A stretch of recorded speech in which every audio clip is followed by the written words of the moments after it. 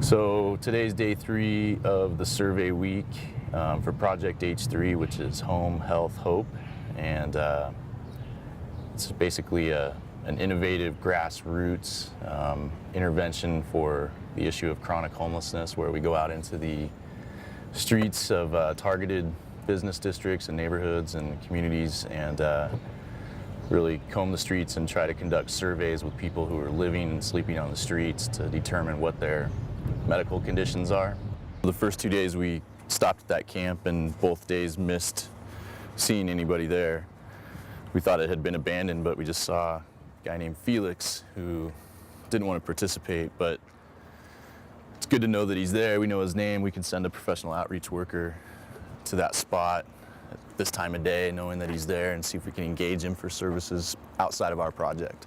Project H3 is actually a local implementation of a national campaign called the 100,000 Homes Campaign, which is spearheaded by Common Ground, a nonprofit organization out of New York City.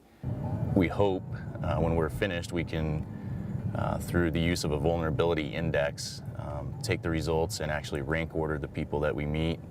And it's our goal to identify the 50 most vulnerable people experiencing street homelessness and to provide them with permanent supportive housing. That was the best thing that ever happened to me since I've been here. I mean, it's amazing. People went through the trouble, and they had the honor to bring me, a worthless nothing, back to something where I could make myself better. When you're out there on the streets or in a homeless shelter, I mean, it's difficult to keep a hold of your things. You know, people are always looking to get their hands on things, and it's just, when he finally got into his own apartment, you know, he really just showed a great amount of pride in the space, but also just the fact that he was able to finally use the space to safeguard his medications, and he wouldn't have to worry about losing them or somebody stealing them. And so housing for him is really going to let him start to take care of himself in a way that he can finally start to see some recovery in his life and really improve his quality of life overall. God gave to me, or you guys, through the Lord, have given to me something that is, I can't explain it, it's so fantastic. I mean, I can go and I don't have to keep watching all my stuff.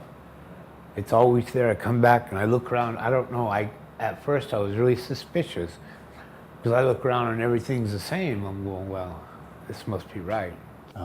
At the same time, we hope to really change systems as well. I think what we found over the course of those 3 days is there were people that we were encountering who have been totally missed by the system. I mean, they're just not getting seen. And so what we're trying to do is engage those people who are totally disenfranchised. And we want to show the systems that we're dealing with, whether it's supportive service systems or housing systems, that these people can succeed.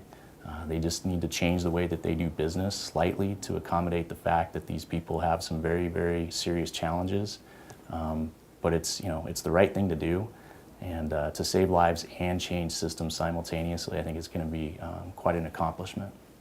I know it's a godsend, because I couldn't believe it. I said, who's going to do this for me? You know, I ain't worth all this. But it just, you really don't know how much this means to me. I can't express it in words.